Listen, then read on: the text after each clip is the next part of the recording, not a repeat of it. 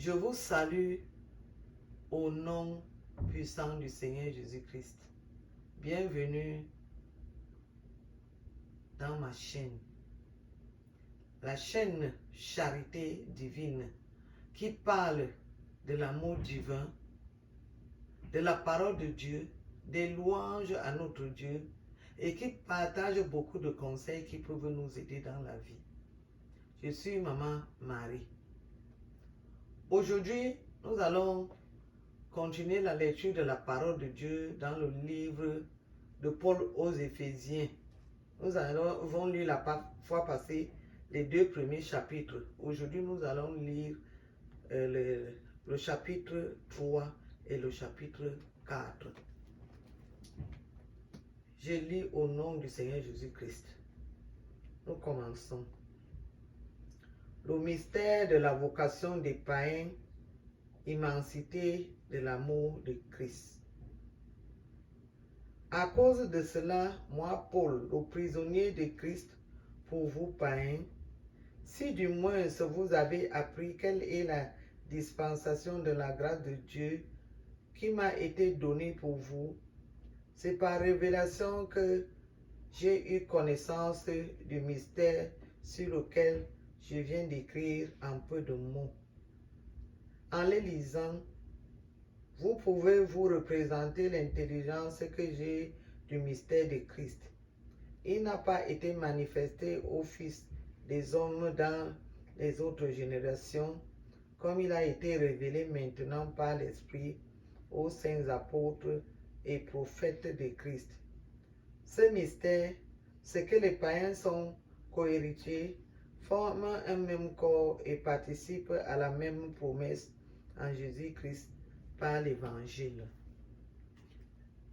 dont j'ai été fait ministre selon le don de la grâce de Dieu qui m'a été accordé par l'efficacité de sa puissance.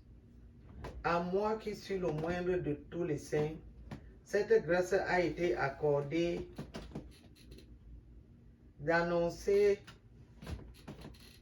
aux païens les richesses incompréhensibles de Christ et de mettre en lumière quelle est la dispensation du mystère caché de tout temps en Dieu qui a créé toutes choses, afin que les dominations et les autorités dans les lieux célestes connaissent aujourd'hui par l'Église la sagesse infiniment variée de Dieu, selon le dessein éternel qu'il a mis à exécution par Jésus-Christ notre Seigneur, en qui nous avons par la foi en lui la liberté de nous approcher de Dieu avec confiance.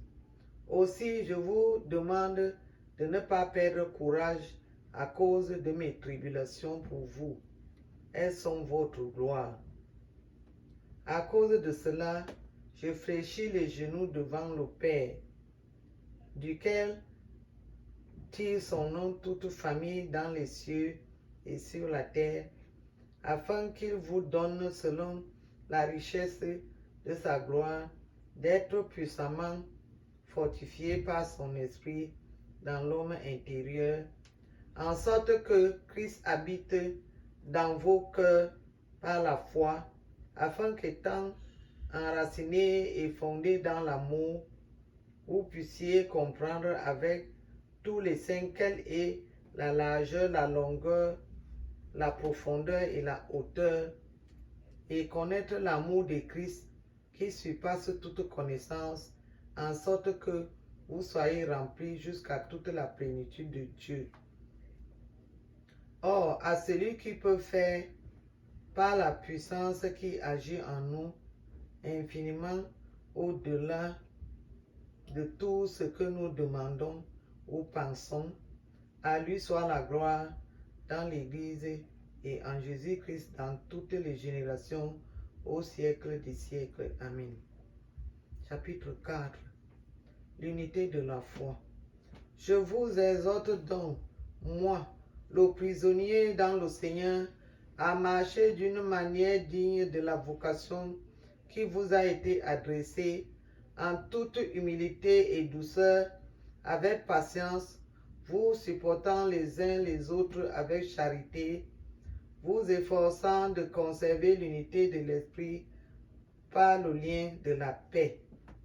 Il y a un seul corps et un seul esprit, comme aussi vous avez été appelés à une seule espérance par votre vocation. Il y a un seul Seigneur, une seule foi, un seul baptême, un seul Dieu et Père de tous, qui est au-dessus de tous, et parmi tous, et en tous.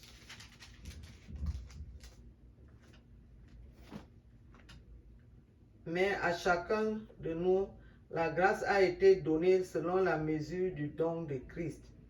C'est pourquoi il est dit, étant monté en haut, il a amené des captifs et il a fait des dons aux hommes. Or, que signifie il est monté, sinon qu'il est aussi descendu dans les régions inférieures de la terre?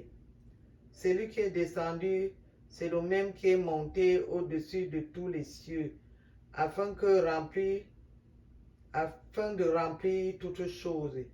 Et il a donné les uns comme apôtres, les autres comme prophètes, les autres comme évangélistes, les autres comme pasteurs et docteurs, pour le perfectionnement des saints, en vue de l'œuvre du ministère et de l'édification du corps de Christ, jusqu'à ce que nous soyons tous parvenus à l'unité de la foi et de la connaissance du Fils de Dieu, à l'état d'homme fait à la mesure de la stature parfaite de Christ, afin que nous ne soyons plus des enfants flottants et emportés à tout vent de doctrine, par la tromperie des hommes, par leur ruse dans les moyens de séduction, mais que, professant la vérité dans la charité, nous croissions à tous égards en celui qui est le chef Christ. C'est de lui et grâce à tous les liens de son assistance que tout le corps, bien qu'ordonné et formant un solide assemblage, tire son accroissement selon la force qui convient à chacune de ses parties et s'édifie lui-même dans la charité. La sainteté chrétienne opposée aux mœurs corrompues des païens. Voici donc ce que je dis et ce que je déclare dans le Seigneur. C'est que vous ne devez plus marcher comme les païens qui marchent selon la vanité de leurs pensées.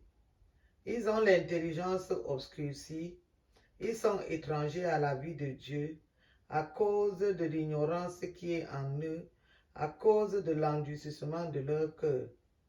Ayant perdu tout sentiment, ils se sont livrés à la dissolution pour commettre toute espèce d'impureté jointe à la cupidité. Mais vous, ce n'est pas ainsi que vous avez appris Christ. Si du moins vous l'avez entendu, et si conformément à la vérité qui est en vous, c'est en lui que vous avez été instruits à vous dépouiller, eu égard à votre vie passée, du vieil homme qui se corrompt par les convoitises trompeuses, à être renouvelé dans l'esprit de votre intelligence et à revêtir l'homme nouveau, créé selon Dieu dans une justice et une sainteté que produit la vérité. C'est pourquoi renoncez aux mensonges et que chacun de vous parle selon la vérité à son prochain, car nous sommes membres les uns des autres.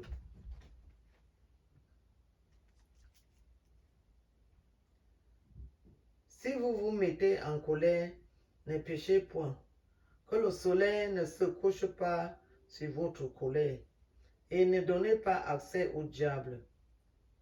Que celui qui dérobait ne dérobe plus, mais plutôt qu'il travaille en faisant de ses mains ce qui est bien, pour avoir de quoi donner à celui qui est dans le besoin.